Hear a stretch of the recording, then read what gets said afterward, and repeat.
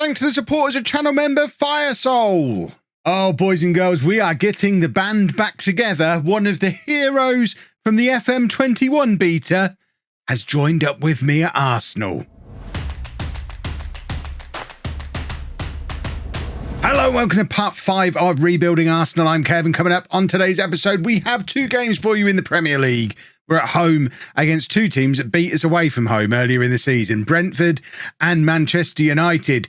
But before we get into that, we've got transfers to show you. But in fact, before we get into that, let's have a look to see how we've been getting on since the last episode. As you can see, we seem to be following a familiar pattern. We've done it twice now, where we were a little bit rubbish around the big matches that we show you in the episodes, but we are beating the smaller teams. It's pretty clear at this point there's 4 or 5 teams in the Premier League that certainly in one-off matches are probably better than us. Manchester United, Chelsea, Manchester City, Liverpool, potentially Brentford as well. But everyone else we can beat fairly comfortably, and we're doing that on a pretty regular basis. We've won another 5 consecutive Premier League games there. What we've perhaps got to cut out is these draws that we're doing after our difficult games, where it does take us a little bit of time to get back into our stride. We need to cut that nonsense out. But the Premier League table is looking like this, which is far more positive than I thought it was going to be looking. 22 games gone. We're only 2 points off the top of the table. Very much in a title race, but probably more important than that, one of the 4 teams who are looking pretty solid for Champions League qualification, with Chelsea falling off massively from where you'd expect them to be. The likes of Leicester and Tottenham messing around in mid-table. Newcastle, despite having all the money under the sun, are only in mid-table as well. In fact, how have Newcastle been spending? They done anything crazy yet? Maxi Gomez and Rob Holding. We'll show you the rest of our transfers, I guess. Now you can see we've sold Rob Holding to Newcastle for £17.5 million. He is the only departure that we've had in January so far, but we have got 2 players who've joined us and 1 more on the way. These are both players who were out of contract at the end of the season. We offered them pre-contracts, then just completed them early because we needed to get bodies through the door. So Adam Lozek, I no idea. Let me know down in the comments section how we say this guy's name. 19 years old, already 13 caps for the Czech Republic. He's 2.5-star current ability, 5-star potential, left winger and attacking midfield player. Exactly the kind of player we needed to add into the squad. We brought him in for £1.9 million. As you can see, he's a goal scorer as well, and it's definitely a position we needed to strengthen. No more having to play Tavares on the left wing. Fingers crossed. And as promised in the intro, one of the heroes of last year's beta on a similar basis, Andrea Belotti. This is the guy who kept Erling Haaland out of my Leicester team during the beta last year. He's coming in to compete with Lautaro Martinez. He agreed the pre-contract, and then we could bring him in 6 months early for £5 million. It seemed like a no-brainer. We needed bodies.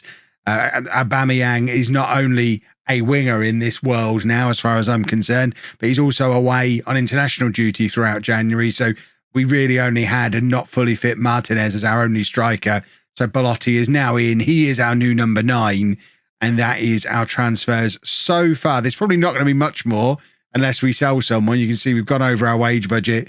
We've spent all of our transfer budget, but there are players attracting a little bit of interest. Newcastle in particular, chasing Thomas Partey. They've offered £57 million, I think, so far. £57 million is the most recent deal we've turned down. If that starts to get much higher, he's 28 years old.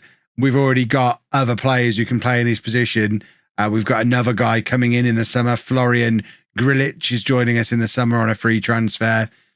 So I think if Newcastle are getting up towards the 70 or 80 million pound mark, Partey's probably on his way out of the door. But we're not worrying about that for now. For now, and the rest of this episode, unless something happens between the 2 matches, it is all about trying to continue our winning run. Let's get our revenge on Brentford, who beat us earlier in the year, and this is the team we're sending out there for revenge. We've got Ramsdale in goal, a back 4 of Tierney, Zagadou, White and Tomiyasu, Maitland-Niles and Sambi Lokonga in midfield. As you can see, we've got Kessie, Partey, Pepe and Aubameyang all away on international duty, so it's a bit of a makeshift midfield. Smith Rowe on the left, Saka on the right, and then Odegaard behind Martinez up front. Martinez is now fully fit, For the first time in a little while, he's been struggling a little bit for both fitness. You can see he's had an injury there. He had an injury, I think, a little bit earlier on as well, and then got suspended for 3 matches for a red card there. So really, that injury kept him out for a couple of games as well. So from the end of November, he's not really been back in the team. He kind of missed an entire month, but he is now back and scoring goals again, and hopefully will score goals again today. He's only 1 goal off being the Premier League's top scorer at the moment, which for a player we've spent, I think, was it £80 million, our club record signing? It'd be very nice for him to come straight in and win the Golden Boot in his first year.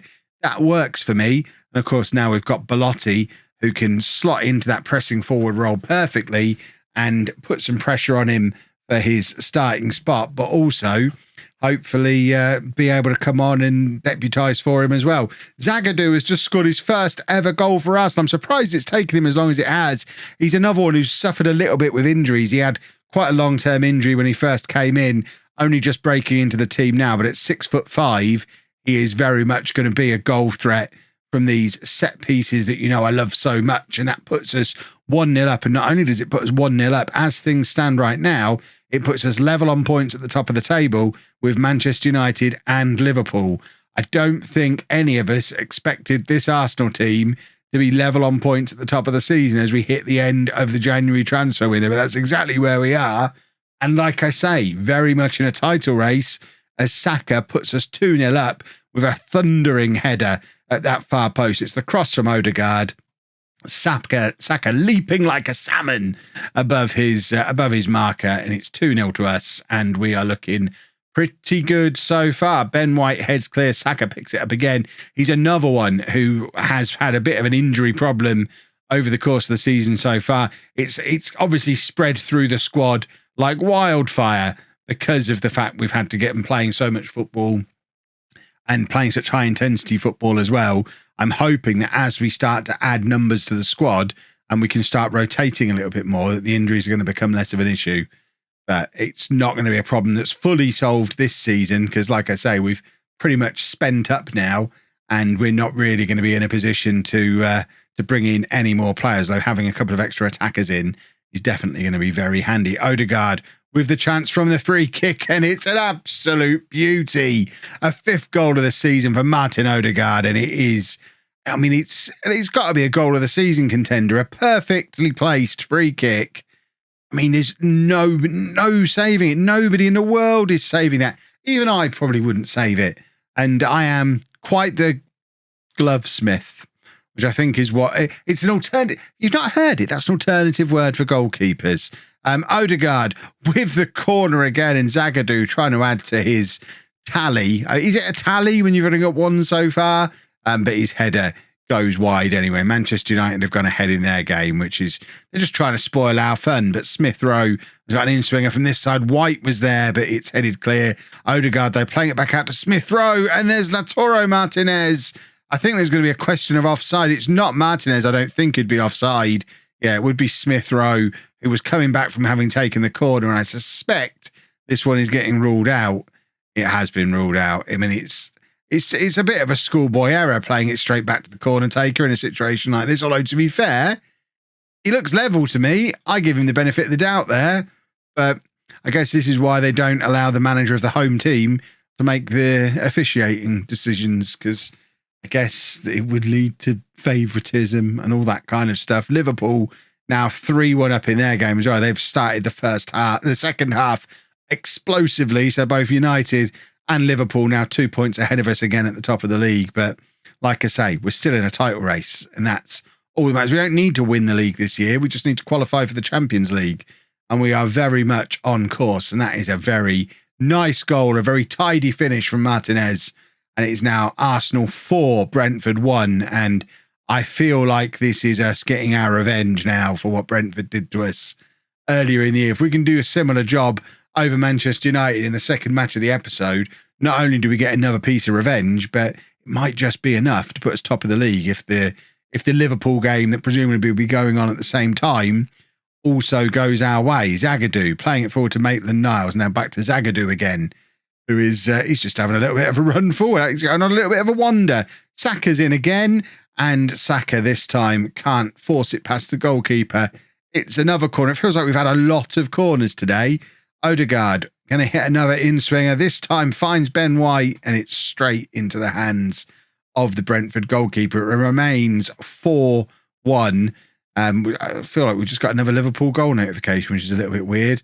There are players tiring, though, so we're going to make some substitutions.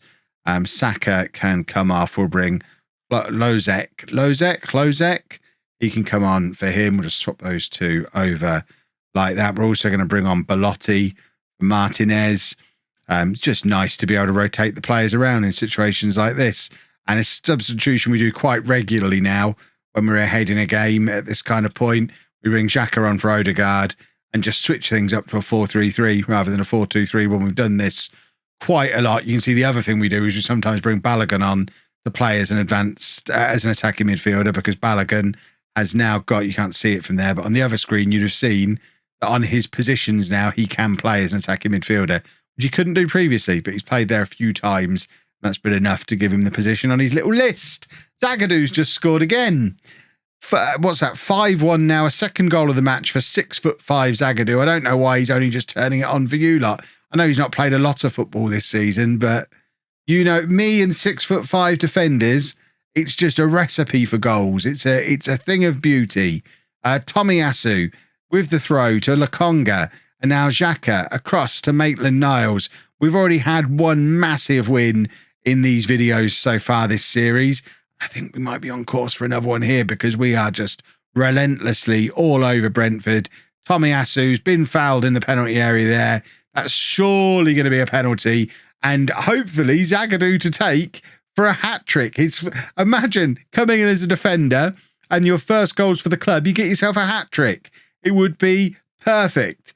So for the chance for a hat-trick and for 6-1, Dan Axel Zagadou has an Arsenal hat-trick. I did not expect to say that when I started recording this sequence of videos about 8 hours ago. It is, for those of you keeping track, 3 a.m. on Thursday night, going into Friday morning now as I record this. This is the last one of the pre-recorded videos that I need to do while I'm away at Comic-Con. In fact, as this video is coming out, I've just taken the stage at London Comic-Con for my panel that I'm doing down there this weekend. So this is the last pre-recorded one. I'm heading back home tonight, and we'll be able to record tomorrow's video in real time. So if you feel like I've been ignoring your comments so far, it's because I recorded all the videos before the second episode even came out. But tomorrow's one will be full of feedback and fresh-faced excitement and all that kind of stuff. So if you've got something to say, now's a good opportunity to say it. But in the meantime, let's go play Manchester United before I fall asleep at my desk. Oh, rather inconveniently for the Manchester United game, Lautaro Martinez has now joined the contingent of players away on international duty. Although Aubameyang is back but tired, so he can slot in to the bench. So the only change from the team that you've just seen take Brentford apart, Partey, who's also back from international duty, comes in midfield for Maitland-Niles, and Belotti comes in to make his first start up front. I don't want to say it's a must-win game because we were never supposed to be in the title race. Top 6 is what we're looking for this year. Well, top 6 is what the club is looking for this year. I want top 4. I want in the Champions League now. But we've got an opportunity here to go top of the league. Liverpool, I don't think, are playing right now. It didn't look like they were on the current fixtures list. I guess we can double check, have a little look. So Liverpool are not playing yet. So if we win this, we will go top of the Premier League, which would be a very nice position to be at the end of January, although there'll be players around us or teams around us with plenty of games in hand. And like I say, we've got to do it without Martinez, without our top scorer for the season. But it's a good opportunity for Belotti to show us what he can offer. And I thought for a second there, that was going to be a cross right into the Belotti zone and he was going to open his account, but it was not to be. It was a really poor cross. Was it Odegaard who drifted out onto that right-hand side? It was a poor cross all the same. Belotti is in here, though. It's a lovely pass from Odegaard this time, but Belotti can't get his shot away quickly enough and it's straight at the goalkeeper. But the move is continuing. Smith Rowe on this left-hand side with the cross now, looking for the run of Saka, but can't find him. It remains 0-0. We've started very brightly in this match. We definitely look the the more eager to grab an opening goal. But it's Manchester United with the corner, and Ronaldo hits the base of the post from the corner. And we said the last time we played Manchester United that we were worrying about the aerial threat of the likes of Ronaldo. The fact we've got Zagadou in the team now means hopefully there's somebody to take care of that. And Ben White isn't going to get as dominated aerially as he was the last time we played them. But Ronaldo certainly didn't seem to have any problems there, getting on the end of a corner and directing a header goalwards. Luckily, it wasn't quite as accurate as I'm sure everyone in the ground probably expected it was going to be. Kingsley Coman, by the way, reason we've not signed him, we did go back in for him. As you can see, he signed for Manchester United instead.